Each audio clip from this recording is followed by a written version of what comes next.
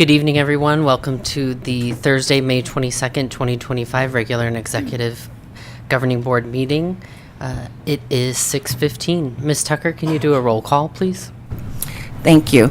Governing Board members present, Governing Board President, Mr. Kyle Clayton, Governing Board Vice President, Ms. Lindsay Peterson, Governing Board members, Ms. Jenny Abbott-Bayardi, Ms. Tamilia Gosa-Chapa, and Mr. Bill Adams. Thank you. Next, we'll move on to a moment of silence and meditation.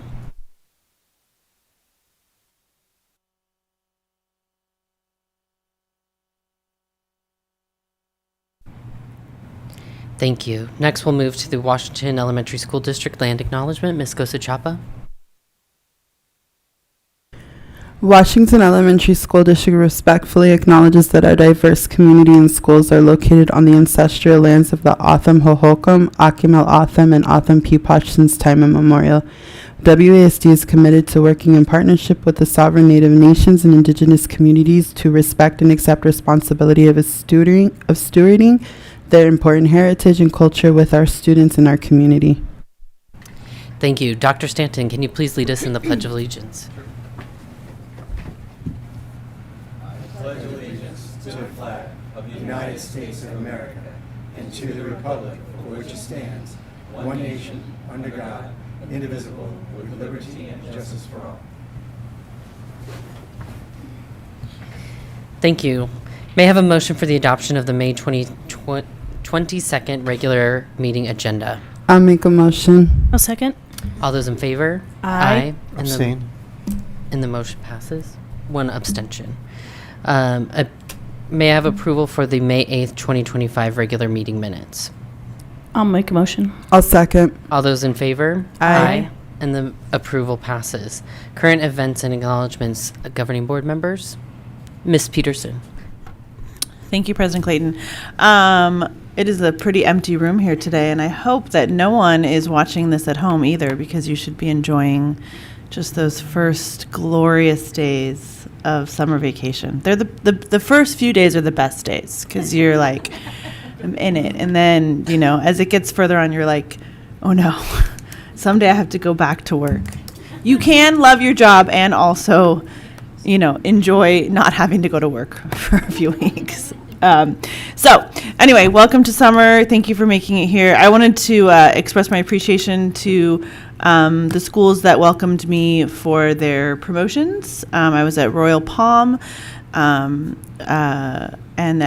with Principal Darcy Estrada at the Online Academy, with Rhonda, whose last name is Warren. Man, I'm so mad at myself. And then at Arroyo with Principal Becca Bird, and just great events all the way around. Families were excited.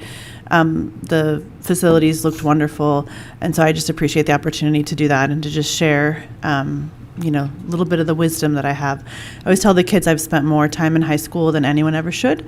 So I know a little bit about what you can do there to be successful. So I enjoyed that, and I appreciate that.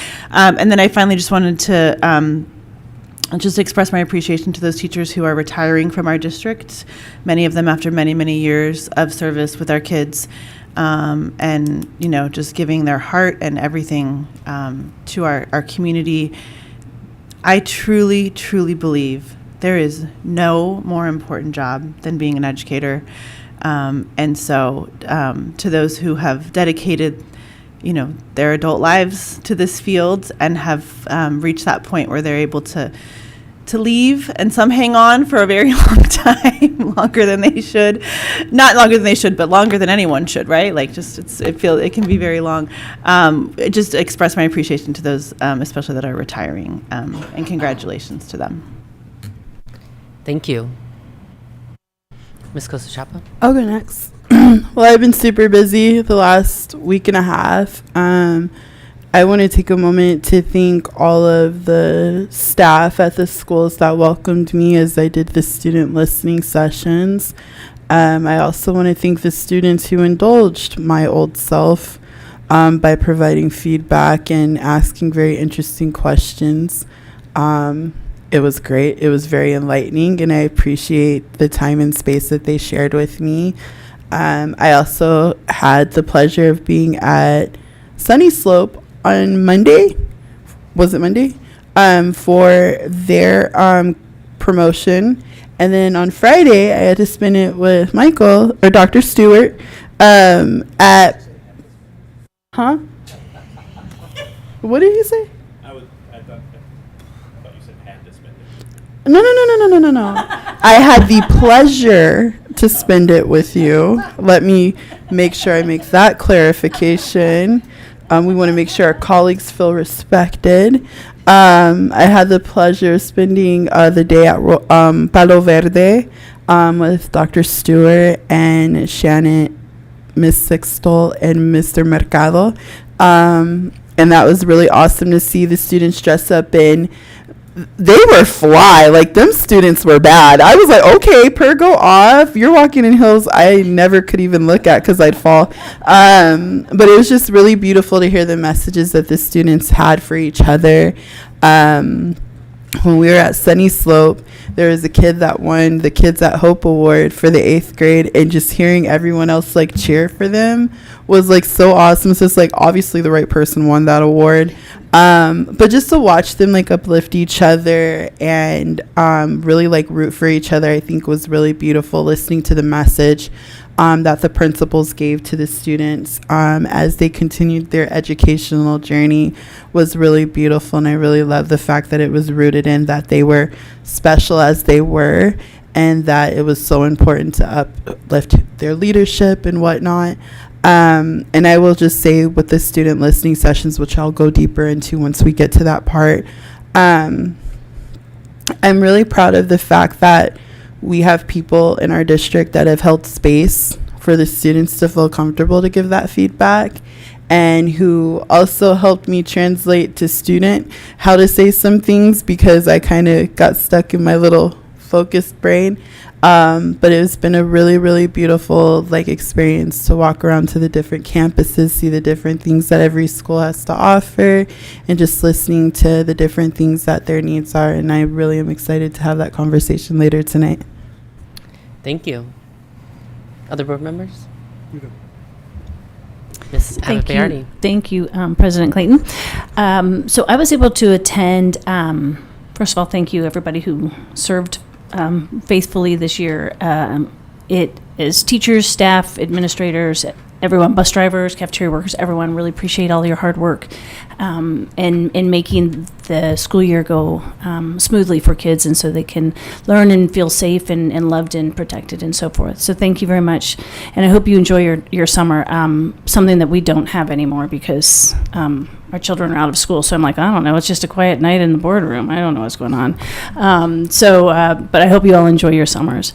Also, I was able to attend the Saguaro Fine Arts Night, which was really neat. Ms. Bustamante talked about the fact that she was able to bring it from Lookout, and they had band, strings, choir, and then also they had like art up on all the, they have a great school for windows, and they were able to put art up in all of the classrooms facing out so people could wander throughout and enjoy that. I guess they had like poetry night too. Somehow I didn't catch the whole agenda, so that was really it was really neat. I hope other schools are able to do that. And then I was able to attend the EL Academic Achievement Night over at Cortez High School, which was a great celebration for kids who've grown so much this year. Popped over to the Troya concert, and then the NAPE end of the year celebration over at Richard E. Miller. And then I was able to speak at the Mountain Sky promotions, which I had a lot of fun, in Maryland and Sweetwater. Thank you, Ms. Smith. Woo-woo! And it's really fun. I love promotions because you get to see just how different principals run their campuses and what they focus on, and how the kids. It's a great time to celebrate each individual campus and how they do things differently in each school. So it's really neat to see that. I love to do that. I'm always up for a woohoo if anybody wants me to just come do it for sometime for fun. So anyway, thank you, Mr. President. Thank you. Mr. Adams? Thank you. I missed the last meeting, and thank you for allowing me to be excused. I was at Glendale Mayor Wire's military induction ceremony at Desert Dime Arena, where they inducted 500 young people into the military, all branches. And then they had all their families there. And to be there and to be part of it was just amazing. So again, I thank the board for allowing me to miss that meeting. There's been a lot going on since that meeting. Lamp of Learning, that was a phenomenal experience. We had we had obviously the opportunity to give presentations, or the promotions to represent the board, the promotions. And I hope some people from Abraham Lincoln are listening, because this board member missed that promotion. And it's all Shannon's fault. But you knew that was coming. The reality is it was a monumental screw up on my side of it. So if anybody from Abraham Lincoln is listening, I am asking for your forgiveness, and I will make it up. So thank you. Got to do Choya with Dr. Stanton and Principal Pelagi, yes, and then Assistant Principal Swan, yeah. Both dynamite people. It was a wonderful event. Loved it. It was great. I gave my whopping 3-minute speech. It was great. And then just for a couple of mic drops, if you will, attended the Kmart event, which was, what was it called? Innovation 27 grand opening, where President Clayton and myself were there, some others, and Superintendent Stanton got up and did a beautiful speech. And the mic drop opportunity was when he took out his Kmart name tag. And I thought he'd bring it with him today. But it was, the crowd went wild. It was great. And it was just the timing, how he did it, it was just phenomenal. So he got a lot of applauses. And the last mic drop might be when Kyle did his presentations in Spanish. So and I had to go see it, and there he was doing it in Spanish. I think I said hola maybe once or twice. But I was just so impressed with the capabilities to speak a language that I very much wish I could speak. So really enjoyed that, and you all did a great job. So I thank you, sir. Oye, tú puedes tener clases para aprender español si quieres, mijo. Sí. And gracias. Thank you, board members. I also, too, just want to give a huge thank you to all of our teachers, staff, administrators, cabinet members, superintendent for a great school year. I really hope you enjoy your summer. Promotions were so much fun. I was honored to speak at Orangewood, Mountain View, and twice at Desert Foothills, and I appreciate Vice President Peterson for filling in for me at the Online Learning Academy. One of the highlights was just hearing the student speakers at each event. It was so awesome, and I'm so glad their voice is included at these events. I also attended the Lookout Mountain 50th Celebration and Evening of the Arts. So many talented kids played instruments and sang beautifully. Mr. Mariscal and Miss Meyer did a phenomenal job. I mean, to get dozens of kids to play a recorder and sing and transition between is quite talented, but they all played beautifully from band and singing to choir. And the community also gathered to reminisce and celebrate the 5 decades of this school. And there were a lot of administrators that had attended, current administrators that attended Lookout as kids and now teach and lead in WSD. So that was really cool to see. And I also got to see my high school guidance counselor who attended a school there. And she is also the person who inspired me to run for the board. So it was a really great event. It's been a very busy May, but it was a beautiful end to the school year. So thank you all for your hard work, time, and dedication this year. Dr. Stanton. Mr. President, members of the board, members of the audience, as you stated, Mr. Clayton, it is so busy a time of year. Thank you for those who were able to attend the ELL Achievement Celebration. That was a phenomenal event. Please, Lori, thank Jessica and the whole team. The Native American Celebration, Jenny, that was Jamie's was just amazing. Thank you to WDA. We had a WDA installation dinner. That was great. And again, Lookout Mountain had their 50th celebration, and Manzanita actually had their 60th celebration. So another lot of tradition. We also had the refugee clothing event on Saturday. I shared with the board today, 87 families were helped. So again, if you'll thank Jessica and that team, it was just an incredible event and really helping out. And then she listed the kind of the AM PM families. Danny, thanks for highlighting the Health and Benefits Committee, completing open enrollment. Appreciate that. So many employees appreciate it as well. Also, Danny highlighted Melissa and the Sunbucks and the EBT program that we do during the summertime that helps our families out. So thank you for doing that as well. I too want to thank all the schools and the staff and the parents and the families, friends that came out to various promotions. I too got to do Royal Palm and Ola, ALT, and Choya, and it was just, even though they're different, the celebration, the bright eyes, the fun, I always think our speeches, when you get a chance to give one, are there, but you can see the families are there to celebrate. Again, I appreciate what everybody says, but it's just that moment where you see them take that picture. Sorry. You used an acronym. Would you mind explaining Yes, that? please. So two of them, Online Learning Academy and Abraham Lincoln Traditional School. So I do appreciate Lori sending out Paula's early results. Looks like some of our K2 results are really strong, so that's a good thing as we get in more data that comes in. I do want to thank Michael Stewart and his team. They had our last teacher fair with 92 applicants, and really, as we were talking with WD today, I think we've seen quite a bit of drop in our vacancies. So 56, I think you said today, vacancies along the way. So thank you for all that work as well.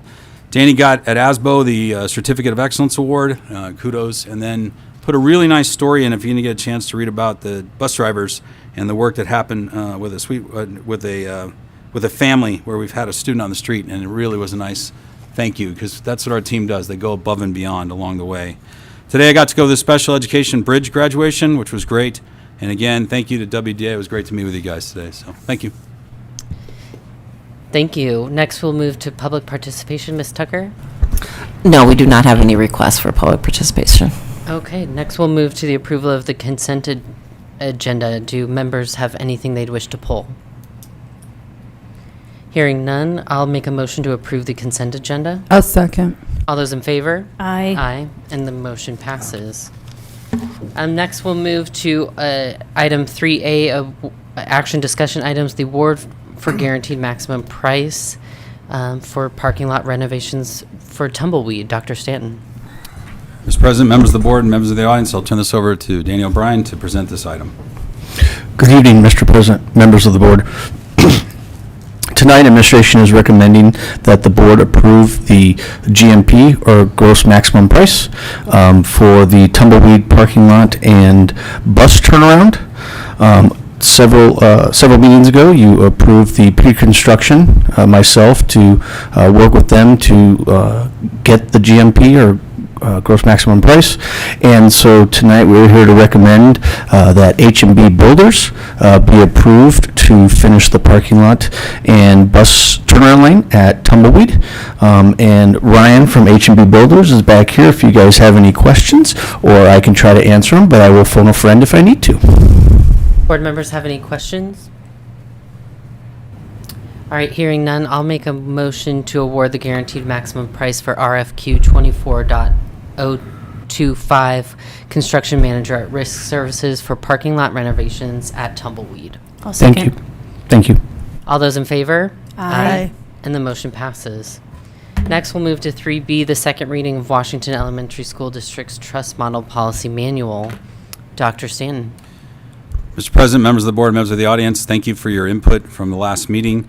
There is a description of the process that we'll be using for the trust model policy. And Ms. Tucker, did you have any other comments in regards to that? No, thank you. I know that Mr. Adams had some comments that were read at the last meeting regarding a few policies.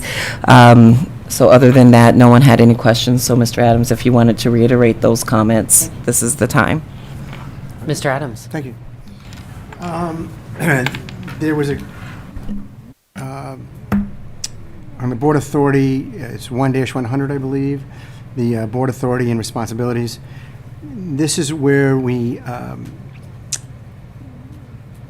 I'd make the recommendation that we, instead of having the requirement, whereas we requires 2 individuals to have a future agenda item, I wanted to ask the board for their consideration that we eliminate some of the language in there so that we no longer have to do that.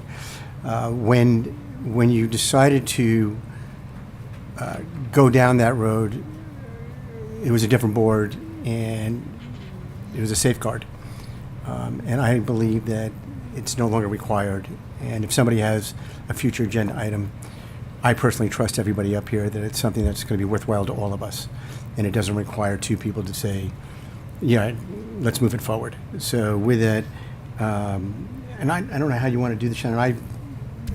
I can either read it to you and tell you what I've scratched. I can pass this along. How do you wish to proceed?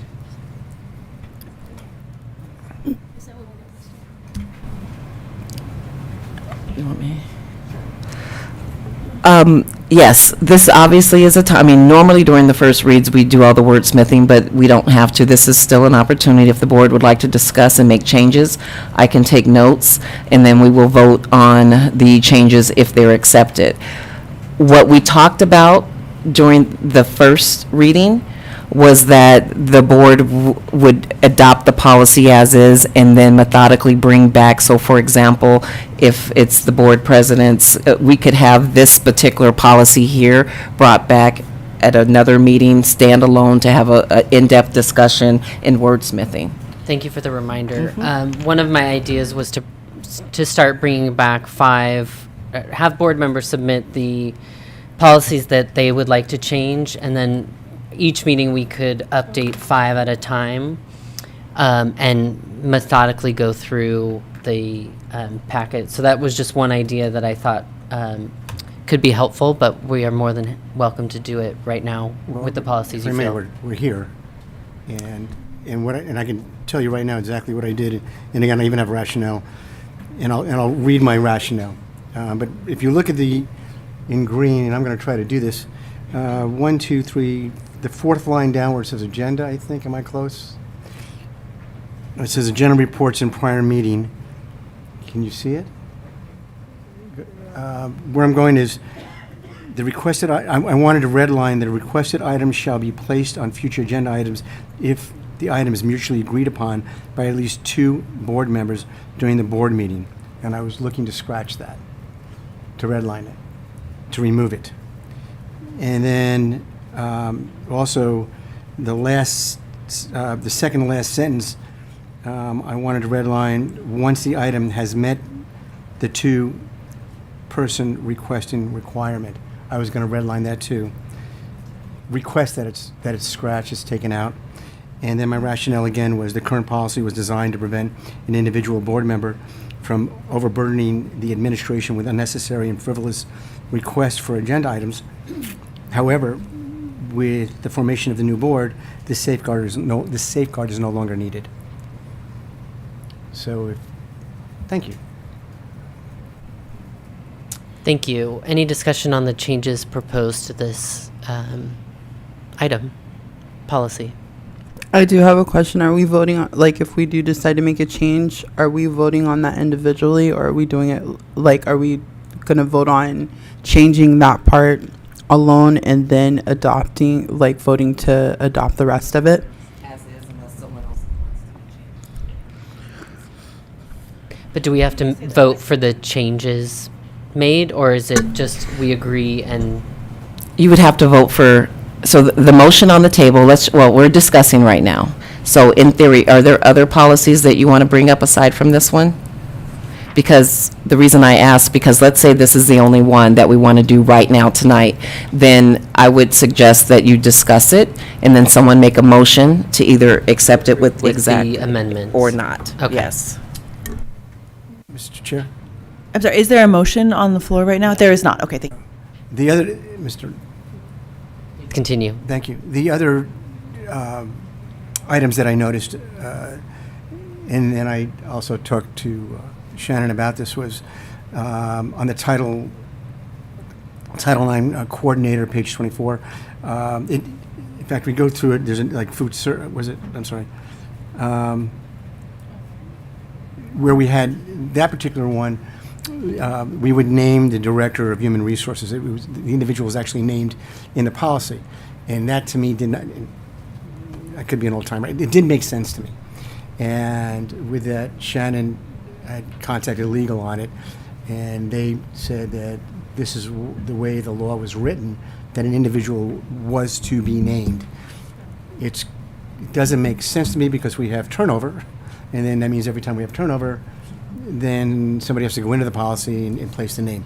But I can go either way with it after talking to Shannon. I'm just putting it out there. And then there was also food service, and the same thing held true for the curriculum and instruction. Director of Special Services, again, they named somebody. And I was saying, why are we naming individuals when we have to go back and change them so we miss somebody? But again, she got with legal, and I guess we're just going to let that ride. The other point of interest for me was on food services, page 62. It said food services for seniors. I never knew this.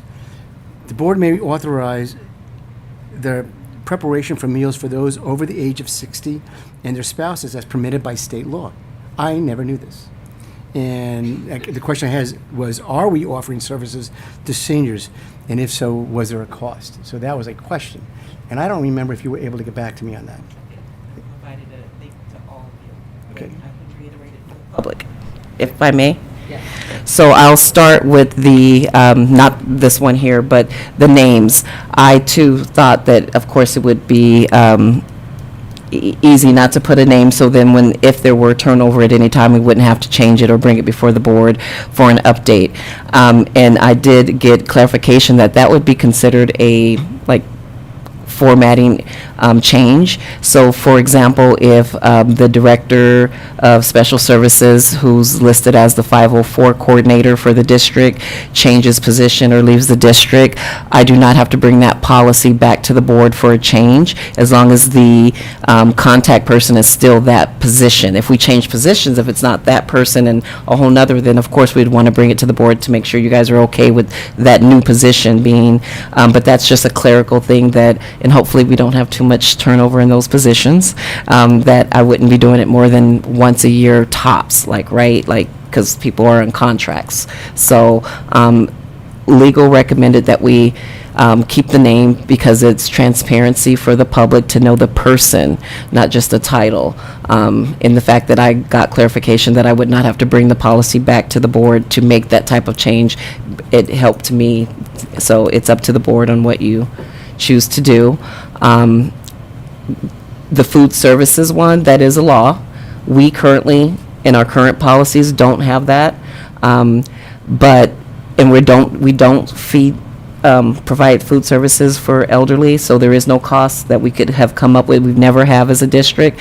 And in speaking with Mr. O'Brien, there are some provisions that we might not, if the board at one point decided to say we wanted to do it, we may be ineligible because of our CEP, which is, please tell me what CEP stands for.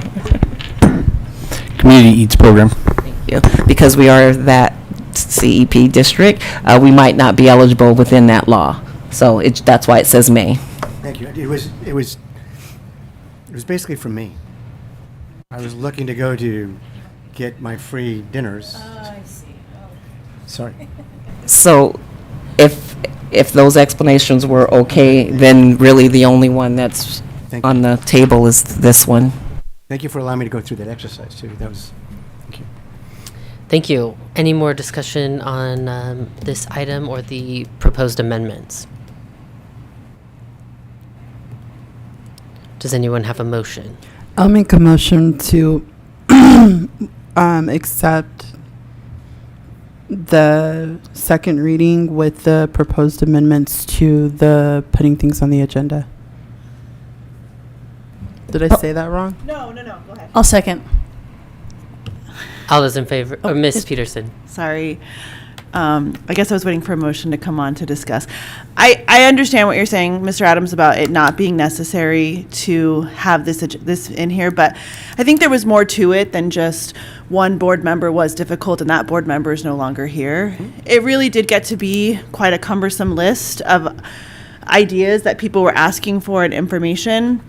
And so, I wasn't the board president, but in my understanding of the conversation that we had, and maybe the former board president and vice president would like to speak either for or against this motion, but it looked like that on the surface, but it isn't really just about two people. It's about making sure that we're using the time of cabinet effectively, and that we're valuing their time by not just requesting. I mean, I watched a board member that I served on the board with very briefly ask for reports all the time about like parking lot things. And I'm like, who cares about that? Why are we wasting their time to do that? So while I respect that the board is different and I do appreciate the way this board works together, I think there are other considerations than just the personality of the board members. Can I? Mr. Adams? No. Ms. Gosachapa? I appreciate that perspective, Lindsay, because I do agree there was a lot more than just somebody was difficult and was overburdening people. I also think that with as focused as we are becoming as a board, I also kind of feel like this safeguard would kind of be safe to like kind of let go. Just personally, that's my perspective. I do think that it would be beneficial because I do feel like we are becoming very focused. And this could just be me being cautiously optimistic. I don't foresee this board asking for a bunch of reports. We have been going through several trainings. We have really honed in on the work that we're doing. I do think that maybe at sometimes this could potentially be more cumbersome to have this process. Also looking at the history of maybe only one person does see the importance of this, and also it could be something very important too. And so that's kind of my perspective on it as far as this goes. Ms. Abbott-Bayardi? Mr. President, so I think I appreciate the conversation that we're having, and I do think what Ms. Peterson said was correct in that at the time it wasn't because of necessarily one board member who was wanting a bunch of things. It was looking at our future agenda items, all these different pages of stuff, and trying to clear things out so that the new year starts and we can work on the things that are important to the board that is starting the new school year and so forth. My fear is I know I second it, but my fear is if we strike this, then I don't want it to become unmanageable for the president, whomever the president may be, and also for the administrative cabinet team and so forth, because people have different thoughts about different things. I believe what Ms. Gosachapa has said, that we are becoming more unified and united, and I don't think that we are chasing a bunch of just random things. So for context, it was more about the list was so long and having to get through things was just really hard on the staff. So it was for that reason, mostly. Ms. Tucker? No, excuse me. Mr. Adams? Yeah, just if I may. I'm impressed with this board. So a lot of this has to do with what I see in the working environment and how well everybody gets along. What the future holds, no one knows. Could an individual get on here and do the same thing all over again? You have to rely on your leadership to help guide those individuals, and if they're new, train them on the importance. Those safeguards, this can be changed at any given time. You know, you can go a year. You can bring this policy up anytime you wish, and if somebody's taking advantage and doing exactly what you said, bring the policy up and say, from this point forward, I'd like to make a motion that it takes two of us to go forward with a future agenda item. I don't think it's necessary now, but could I see it in the future with an individual that gets on this board that has an agenda that wants to go in a certain direction? Well, that could be difficult. But again, this tool is available at a later date. I think now, today, with the board the way we are, I trust all of you, and we're all adults. I think that you're going to do the right thing, and it's up to you. I'm just trying to streamline it, make it a little. Forgive me for saying I, but just trying to streamline it a little bit and make it a little bit easier. That's all. Did you have any comments, Ms. Tucker? Mr. Adams took the words out of my mouth. Either way, no matter what the board decides tonight, I was going to remind the board that the board can bring back any policy to change, amend at any time for any reason or no reason at all. So you're not stuck to this. All right, any further discussion? We have a motion and a second. All those in favor? Aye. Aye. Any opposed? And the motion passes. Next, we will move to consider, discuss, and amend if desired, a resolution regarding Title VI assurances injunction. So this resolution is being brought forth to the board for consideration because of court orders that have halted the Department of Education's enforcement related to diversity, equity, inclusion. I believe, and I know our community believes and values in diversity, equity, inclusion. You will see that community support in this evening's SOFG update. This resolution is just a way to tell our community that we stand by these values and will continue to do so until we are forced to stop, if that time ever comes. I know some may be concerned about funds being held back, but the reality is they already are. The state superintendent is already holding back 20% of Title I funds in about the amount of $1.5 million in this district. So I hope we can pass this and just show our community what we value. Any board members have a discussion? Mr. Adams? I'm not a proponent of resolutions. I think you all know how I feel about them. That there's no teeth in them. It does nothing. But when it's time to vote, I will stand with my fellow board members and vote yes on it. But I'm pretty staunch moving forward with resolutions that in the future you may see me start to say no to them. But in this situation, I support my fellow board members. Thank you. Thank you. Ms. Abibardi? Thank you, Mr. President. I think this is great. I appreciate you putting this together or working with somebody else, it wasn't me, on putting this together. So thank you, Mr. President. But also, I think resolutions are important only for, I understand Mr. Adams, and there aren't teeth in them, so to speak, but just having statements written are really, really important for our community.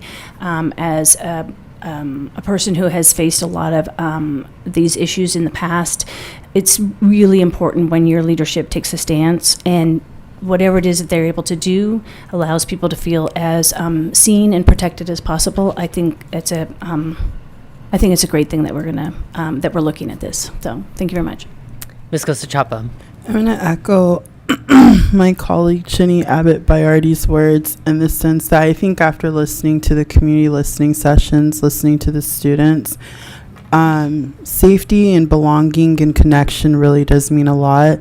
So while in the grand scheme of things this may seem rather performative, I think it's sending messages to make sure that people know that we are going to stand by them, especially with everything that is going on here in Phoenix, is very important. So I am excited that we're going to have this resolution because we are in times where not speaking up can be very dangerous. Thank you. Any other discussion? Mr. Adams? I just have a question. What do you do with this resolution?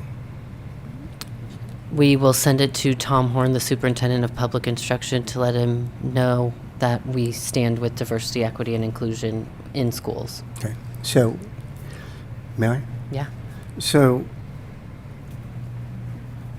Tom Horn will see this. Correct. Do we post it on our website? What do we do with this? It will be posted under the resolutions tab of the governing board page of our website. And do we know how many individuals have gone to that particular tab, that site, in the past? Do we have any idea? No? I have a question for clarification. If I may, I'm sorry. Well, it's for you regarding what you Trying just to said. get an answer to my last Okay. question. So, We don't have it on hand, but I'm sure No, we could get it. It's fine. I'm just curious how many people are seeing the resolution. Tens of hundreds. You know what? I vote yes. Thank you, sir. That's the answer I was looking for.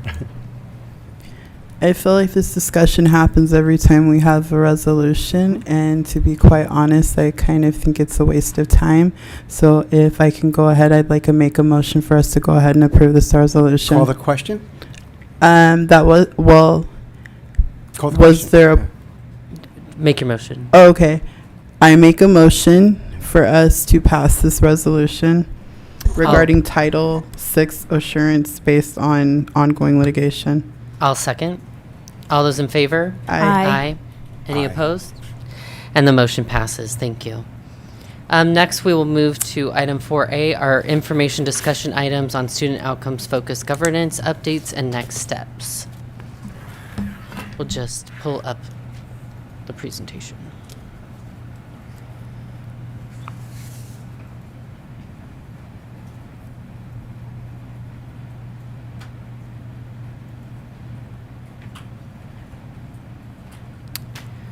All right, thank you. Next slide. So just a wrap up, we've had 7 listening sessions on school campuses. We also visited the Equitable Outcomes for All Committee. We presented our presentation to principals and assistant principals. Ms. Gosachapa did 16 student listening sessions. We attended coffee with the principal at Mountain View. We had an online survey out and posted for our community to give our feedback.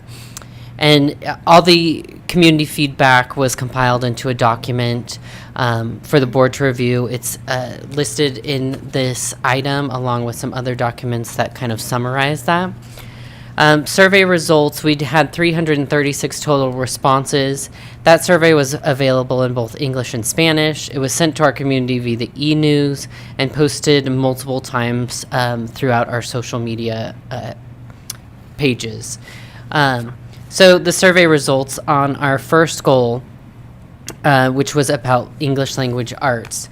49% wanted the goal to be the percent of third grade students who score proficient on the state English language arts assessment will increase from 26% in the spring of 2024 to 41% by the spring of 2025. And they were split on the other two, 23%, 25%, and 3% of people submitted another goal. The other portion of each of these survey results is listed in that document, so you can review each and every one of the submissions from other suggestions. The second question was about our English language learners, and 47% wanted to increase the percent of K through 3 English language learner students who are intermediate or proficient on the English language learner assessment from 17% to 32% by the spring of 2029. And again, 29% for proficiency on that assessment, and 21%, that was the one that has, do we do 22 or 23? And again, the others are listed in the document. For math, we only had one question, or one option, along with other. So they chose the percent of students demonstrating proficiency on the current seventh grade on the Arizona State Math Assessment will increase from 19% in 2024 to 34% in 2029. This by far had the most, 13% other. They are all listed out in that document. And then we asked about our superintendent guardrails. And this one also, these are the 11 that we submitted, but there was also 37 additions by the community of proposed superintendent guardrails. So the number one at 76.5% was about not reducing time, resources, and opportunities for specials being music, art, and PE. Number 2 and 3 were tied at 53.7%. The first one being not allowing teacher attrition to increase without the superintendent addressing underlying issues. And number 3, also at 53.7%, was not the superintendent not allowing inequitable distribution of resources across schools. I guess we had 3 at 50.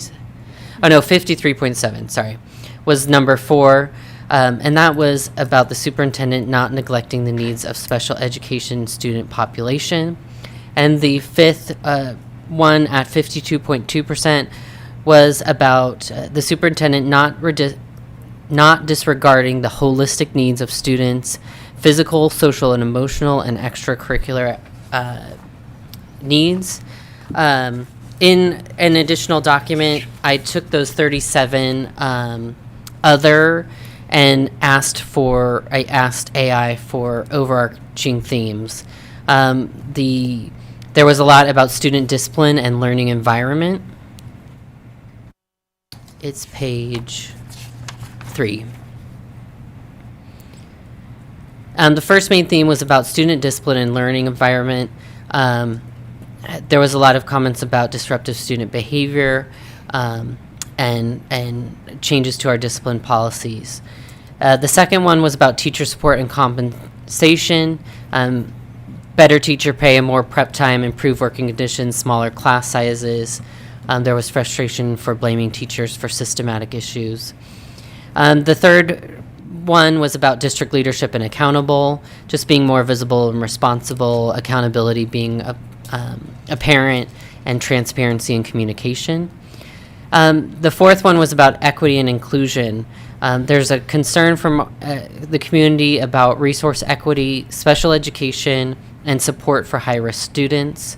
While some comments are critical of DEI, diversity, equity, and inclusion efforts, others advocate for restorative approaches and differentiated resources. And lastly, the biggest one was about program funding enrichment. Requests include maintaining and increasing funding for athletics, computer skills, librarians, and therapy equipment. There's a big emphasis on not cutting extracurricular programs, especially for underserved or at-risk students. Overall, the feedback reflects a strong desire for a balance between discipline and equity, support for frontline educators, and greater leadership accountability. May I? Yes. Just as a point of language, can I ask that we change support for high-risk students? The term high-risk students be changed to students furthest away from educational justice, just because I do feel it's important that we're intentional about the language that we're using. And I feel like at the end of the day, these are children. Naming them at risk when they don't really have choices in certain things, I think puts a negative connotation. And if we're really going to start to repair the way our students are seeing themselves and seeing the way that they can navigate our educational system here in Washington, I think it's really important that we be mindful of the language that we use when describing our students. Agreed. I will update that. I did not edit AI's work, so that was not my language. Okay, so then I would also like to see that reflected in number 5 as well in the second bullet point. where was the first one? The first one is in number 4, the first bullet point. Oh, okay. And then the second one that I see is also in point 5, but the second bullet point where it says underserved or at-risk students. Perfect, thank you. And so board members are welcome to review those documents that just go over the themes. I did split it out between the adult feedback, which some of the themes were meeting diverse students' needs, a whole child focus and well-being, academic quality in teaching, equity, resource and class size, superintendent and district leadership, and learning environment and experience. And also for visual learners, we included a chart.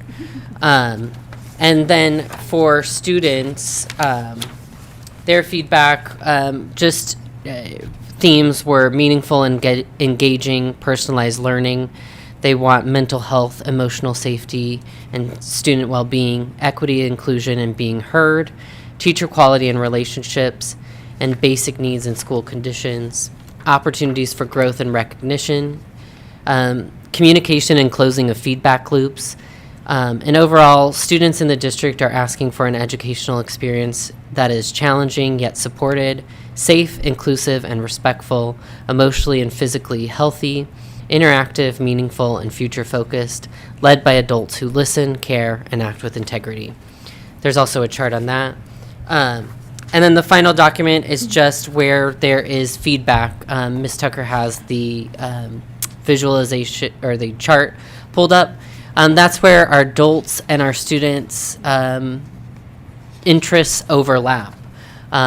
Personalized learning, whole child and well-being, teacher quality, equity and inclusion, leadership and communication, learning environment, and being able to see that what they're learning goes beyond academics. So that's kind of what overall we've heard from our community and students. And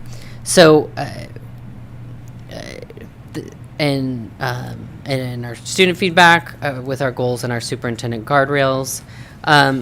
So I just wanted to have a discussion on that, talk about next steps, and get any board member feedback or and clarification, and allow, you can go to the last slide, and allow Ms. Gosachapa to share any insights from her 16 student May I ask a question? sessions. Mr. Adams. Yeah, thank you. I apologize. So this went out to the community-wide? The survey, the online survey, yes. And so out of 15,000 families, 336. 20,000 students, we got 336 responses. Correct. Thank you. I will say I think the gap of opportunity for that, and I don't think that's something that was realized until obviously after we did the listening sessions started, is that this was really high level knowledge that we were presenting a survey on for people. And and this is actually a point that came up from a student. We asked people to take a survey on information they didn't entirely have knowledge on to make an informed decision. What was brought up as a point from one of the students in the Equitable Outcomes Committee is that when we did ask like which of these goals like looked good to them, was that I don't know the data, so you're asking me to make a decision on something that I don't really have knowledge of. So I think that while the numbers are low, I also think the gap of opportunity on the board's part is that we do actually have to present that data, but we also had to start at a very base level to explain what exactly we were doing. And so we basically asked people to take a survey that they were kind of guessing at. And so I think that is reflective as why we have so many low numbers as regards to the survey. There just was not enough information to be given for them to make a more informed decision. They're making decisions on goals that they have no data to look at. And so while it's a small number, I think that's also makes it our duty to present the data, which we have actually talked about. What do future community listening sessions look like?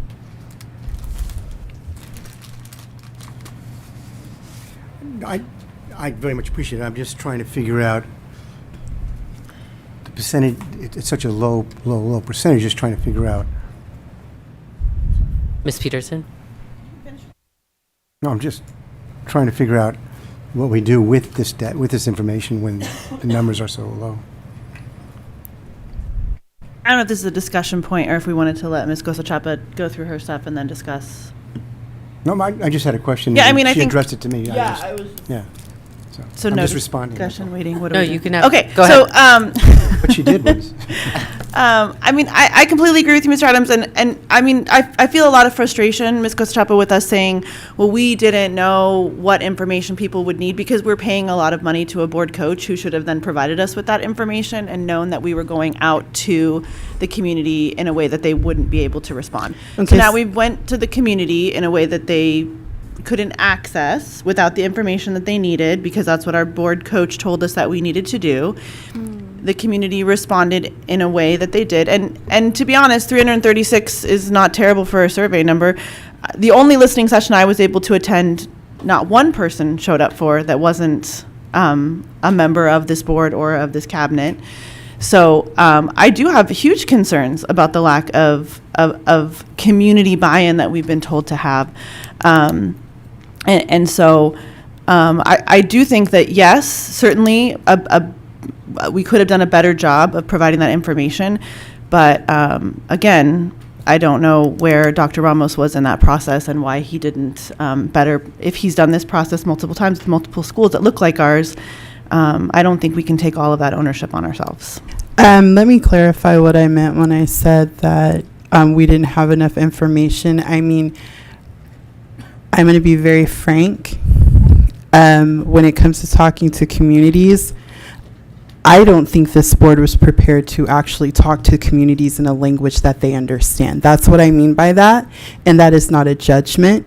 That is something you really wouldn't recognize until you get into that space. Me and Jenny, when we went to the Mountain Sky coffee with the principal, Mountain View, we didn't even realize that that was a majority Spanish speaking community that comes to that. It's not a matter of we weren't trained properly. I think when you're talking to people in a community sense and understanding what their knowledge is, that is a learning process. This is an educational system, and we absolutely got much better as the community listening sessions went on.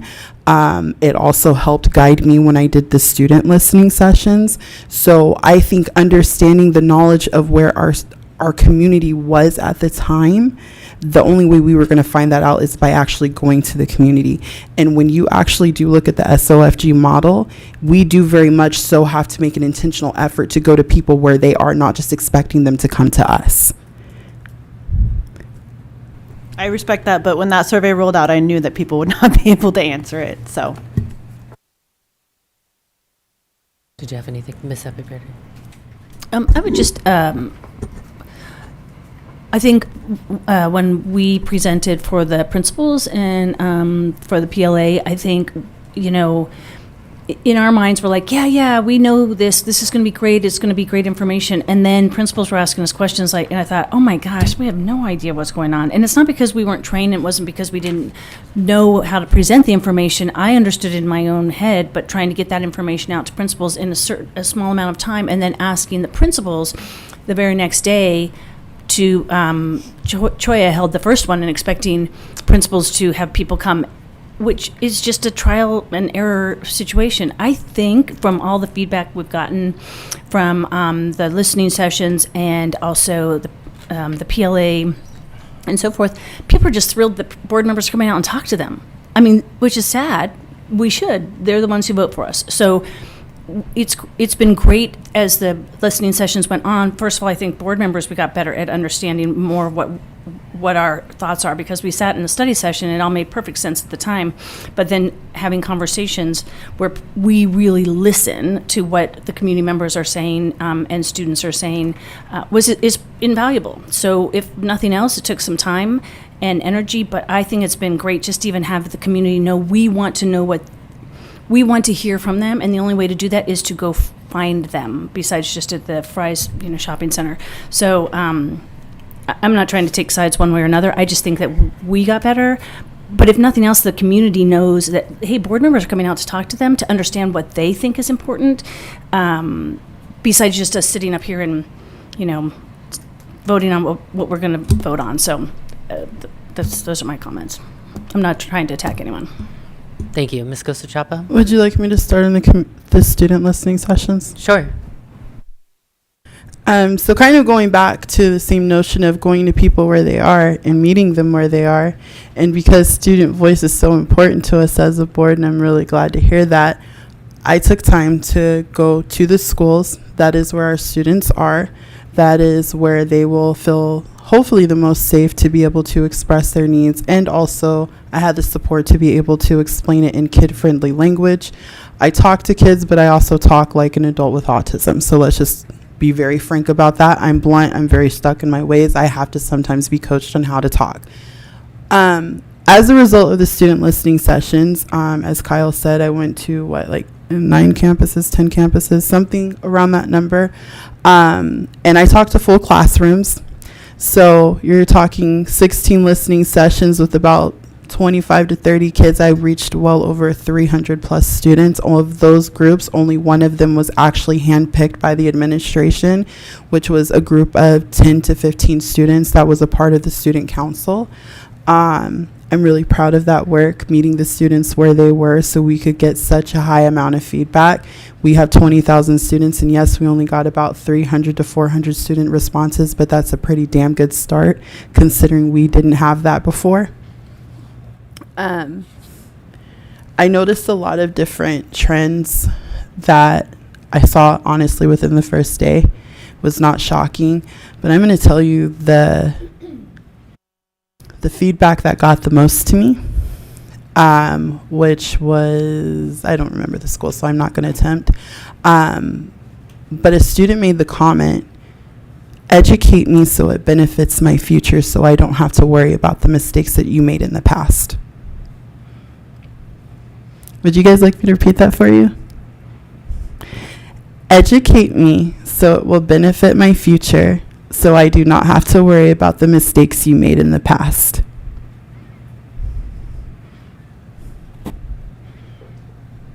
That broke my heart to hear. Let me give you another piece of feedback that I got from Washington L from one of our Muslim students. When I asked them what was most important to them about their education, they said food options. I asked them to tell me more, because honestly, when I think of food options, like maybe they want more pizza, maybe they want more chicken nuggets or something like that. That's where my brain went, right? But I told her to tell me more. As a Muslim student, there are several food options I cannot eat from. As I turn to go take this note from this listening session, I see at least 7 other students nodding their head. Let me tell you what also broke my heart is when my son asked me about my day that day and I told him about that comment. Him and his best friend, who are not in our district, let me be very mindful of that and make sure y'all know that, said that doesn't shock them because the Muslim kids at their school also don't eat the food for the same reasons. Let me tell you another piece of feedback that also broke my heart and almost made me cry. I want the ability to make mistakes and not have to show up and be perfect in order to be treated well as a student. I want to know that I have the space to be able to actually make mistakes and learn, and know that it's not going to be held against me. Let me tell you, when I asked my students, our students actually, it's by myself, so let me rephrase that. When I asked our students what were most important about their education, they wanted people that believed in them. And they also believed that it was their responsibility to teach the adults how to treat them based on their behavior. Students, children under the age of 25, are literally operating physically and developmentally with half of a brain. And I do not say that as a judgment. I do not say that to make fun of their intelligence, because that is an actual fact. Their brains do not fully develop until they're 25, and that depends on the other barriers that may have been presented in their life that could also delay that process. Okay? When students think that it is their responsibility for the adults around them on how they act based on their behavior, that is a problem, because the power dynamic does not reflect that. We do not listen to students, as has been demonstrated not just by this district but across the board as a society. When I told our students that their voices mattered and we cared to listen to them, their governing board was really excited to hear from them. They were bewildered and excited, because they're like, oh dang, like they want to talk to us. But our students are craving connection. They're craving to be children. How heartbreaking it is that so many of them don't feel that way. How heartbreaking it is that in their minds, adult behaviors don't change until student behaviors do. Educate me so it benefits my future, so I don't have to worry about the mistakes of your past. That should be a wake-up call for all of us. And there was a lot that went into these listening sessions. Connection, you did a beautiful job, Kyle, at compiling the overlapping, the visuals, the aids. We would not have gotten that feedback if we didn't go to the students. We wouldn't have gotten that feedback if we hadn't taken the time to explain what each role meant as a part of that questioning process. What it also is a reflection is that we have some serious issues that need to be changed, because the power dynamic between adults and children and whose responsibility it is to make sure that change happens is not understood. Our students are upset. They know they are not getting what they deserve. And that's not to make a judgment on anybody. We're all working with the resources that we have. This is a learning process. We are an educational institution. We are living in the moment, right? The point is to pivot and to go as we get information. We've started the awareness. We're making the acknowledgement. And now it's time for us to take action. Educate me so it benefits my future, so I don't have to worry about the mistakes that you made in the past. Our children are worried about their future, and they fully recognize that their teachers also are deserving of respect, and also there are so many needs not being met that they don't know how to do that. If you give a student a hammer to input a screw, they don't know that they need a screwdriver.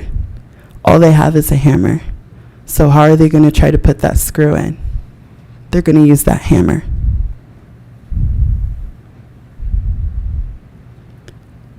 Kyle, you did a beautiful job of compiling what the feedback said and how that overlaps with our adults.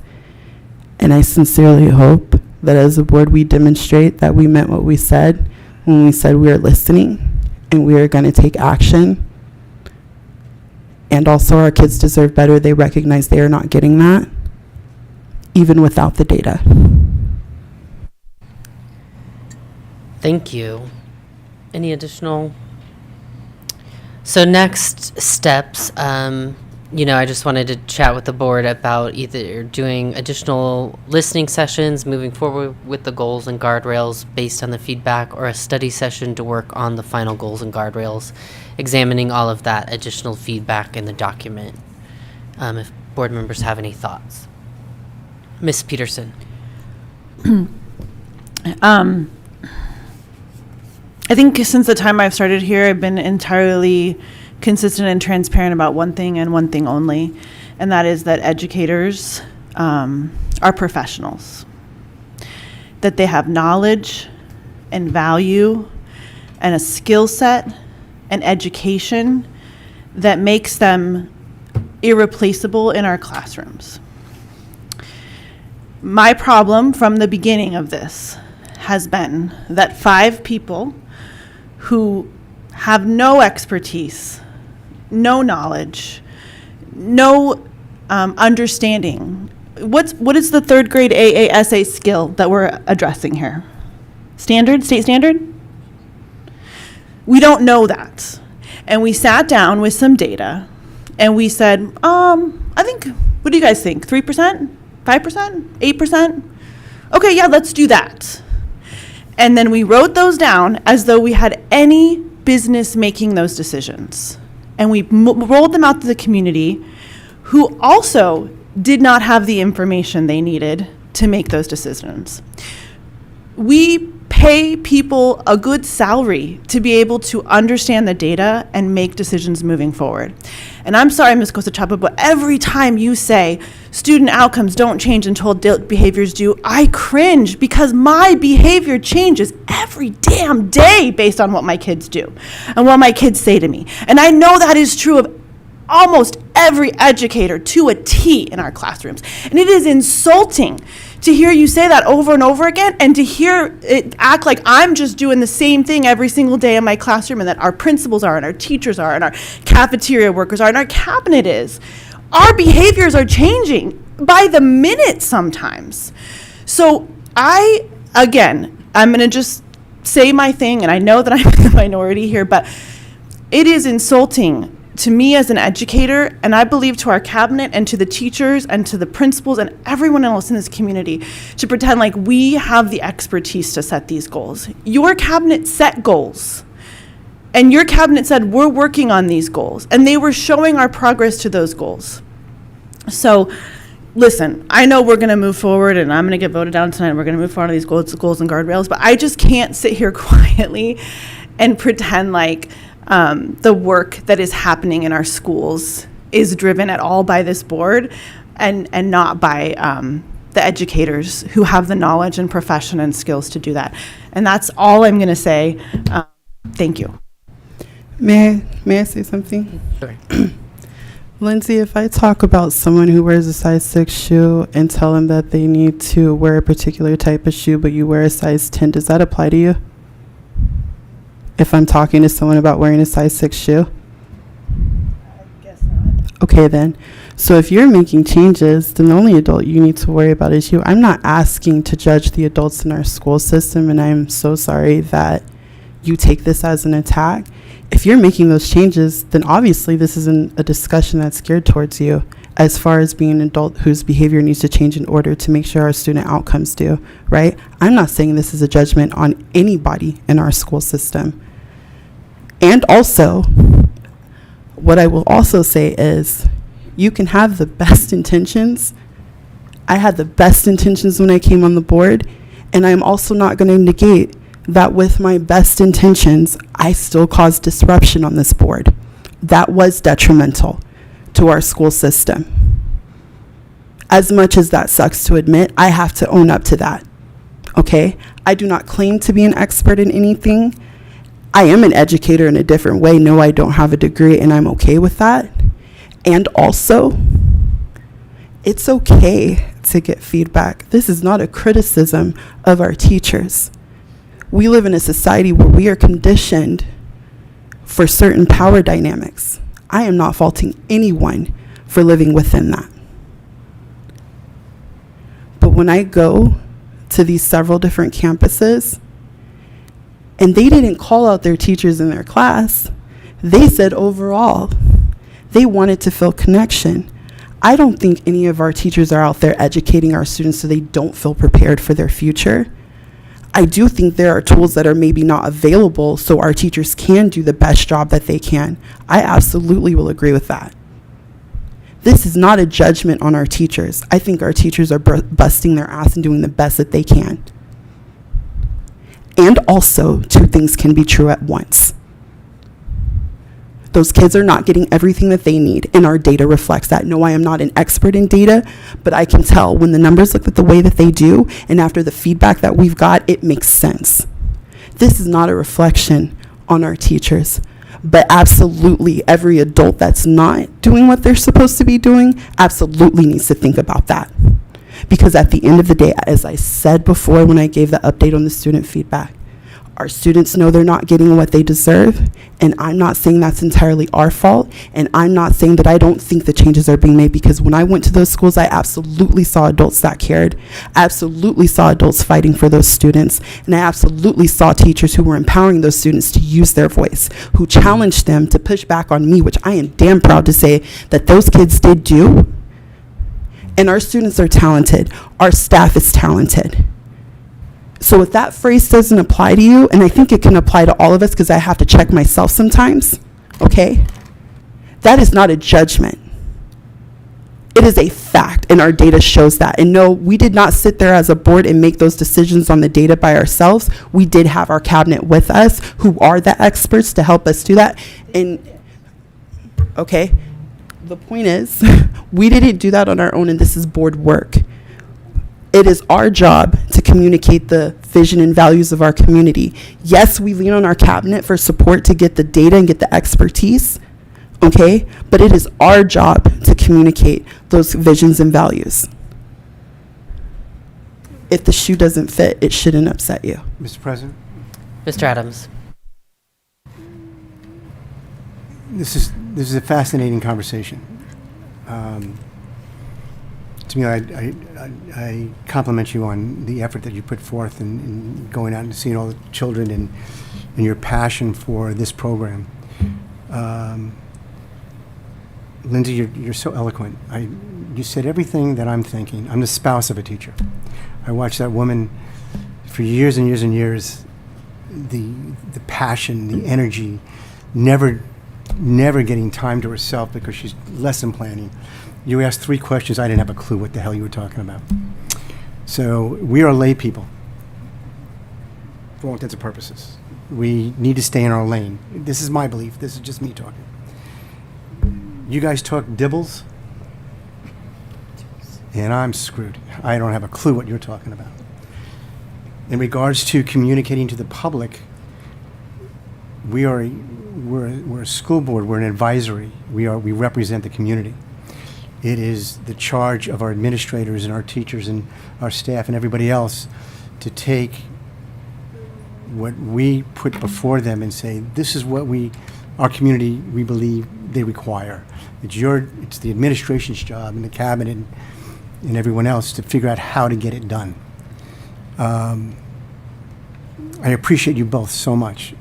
In this scenario, the situation, I stand behind Lindsay 150% in regards to how she presented herself and that we are lay people. We can't get over the tips of our skis. We've got to stay in our lane. I appreciate what you said about those students.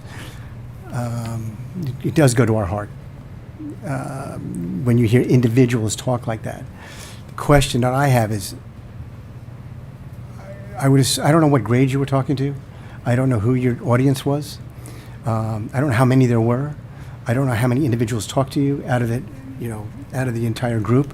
Was it 1%, 2%, 5%? Were they a representation of the entire group?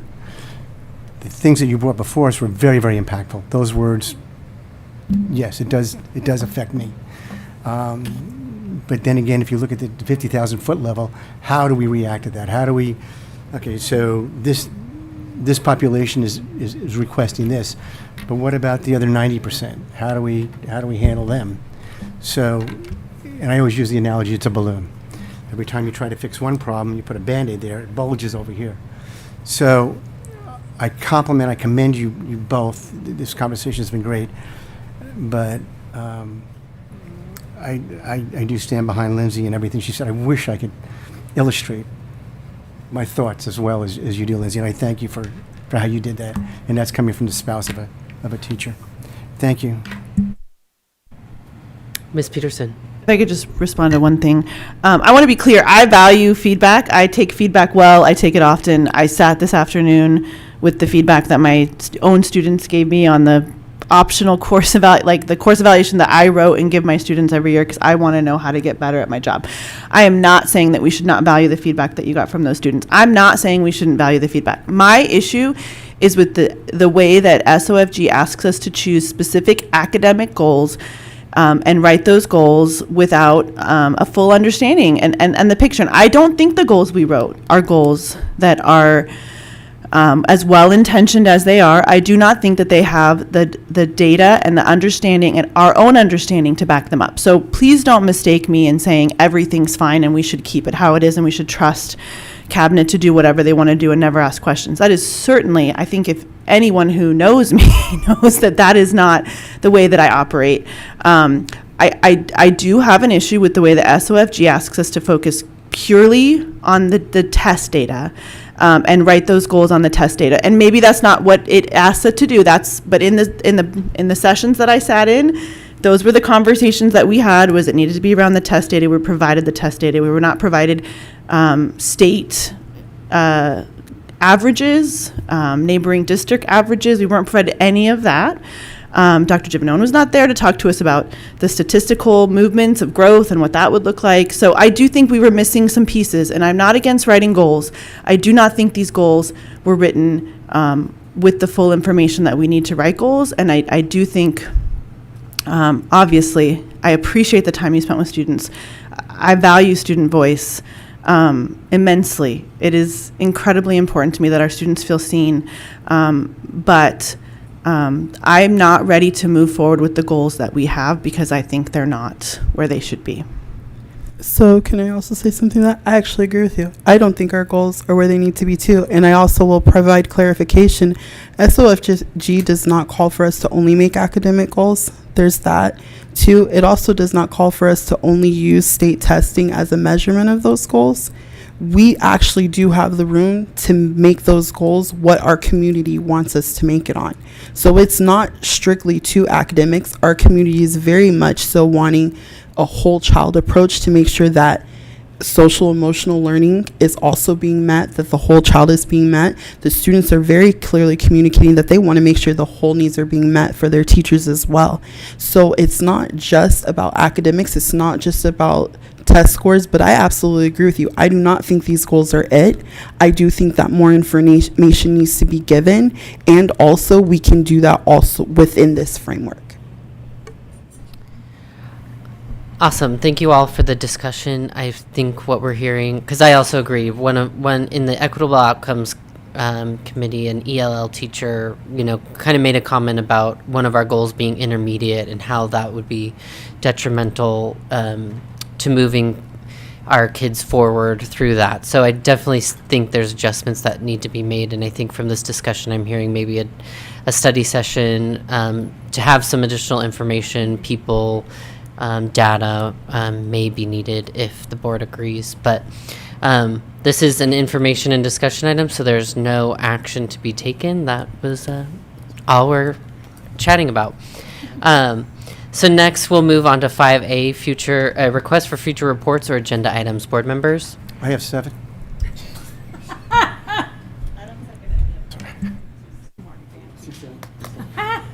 All right, not hearing. Oh, I was waiting for Bill to finish. He said he had 7, so I was waiting for him to start talking. Do you have any? No, ma'am, I apologize. Okay, well, I do. Ms. Kosachov. I would like us to possibly look at having a district student committee at a future board meeting. I would also like to request that we get an update on the state of our facilities.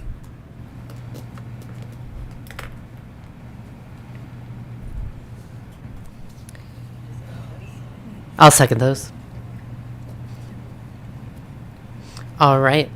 That was it? Okay. And next, can I have a motion to move into executive session? So move. I'll second. Oh. All Go those in ahead, Liz. favor?